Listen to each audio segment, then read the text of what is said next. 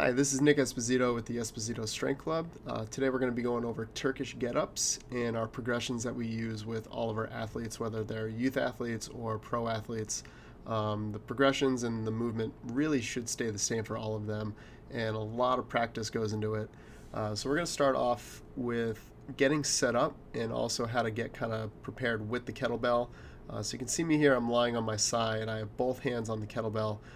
This is a very important start to the position as I'm able to kind of roll into facing the ceiling and having the weight on me instead of just trying to physically lift the weight and put it on me, which can add a lot of stress into the shoulder, especially if you're using a heavier weight or a heavier kettlebell. So I'm going to hit play here. So all in one motion, I roll onto my back and press the weight up. And we're going to go back a little bit there. One other thing to note is both hands kind of help press the weight into position, get set, and then I have the weight in my left hand. That same side leg, my left leg is going to be flat on the ground.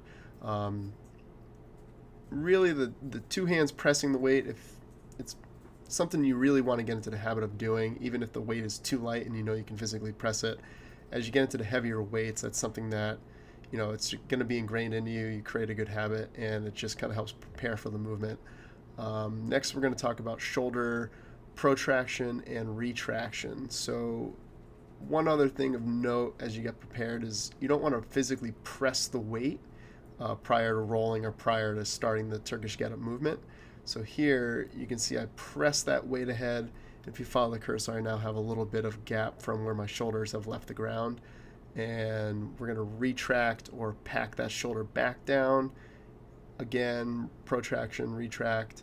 So if we go back really quick, what that really helps out doing is it creates a structure where your entire anterior core, all of your front core, is really engaged, and you're performing the movement as one movement as opposed to pressing the weight over onto your side and then just kind of rolling onto your back and kind of creating some bad posture movements, which isn't really optimal for the Turkish Get Up. We're going to switch sides here. So again, you can see protract, retract, and that initial movement is we're going to get into our forearm. So everything is stacked. I have my shoulder in line with my elbow. My hand is going to be on the ground. My eyes are gazing towards the kettlebell or the ceiling. And that's kind of phase one of what we teach our athletes. Typically, we have our youth athletes start with no weight or sometimes even a paper towel, which kind of lets them know if they went too quick or not controlling enough. We program these into warm-ups. We program these into movement prep series, movement days. Typically, we do anywhere from 1 to 5 per side where they might be using a weight, not using a weight. It just depends on how that athlete's feeling or where they are in their progressions.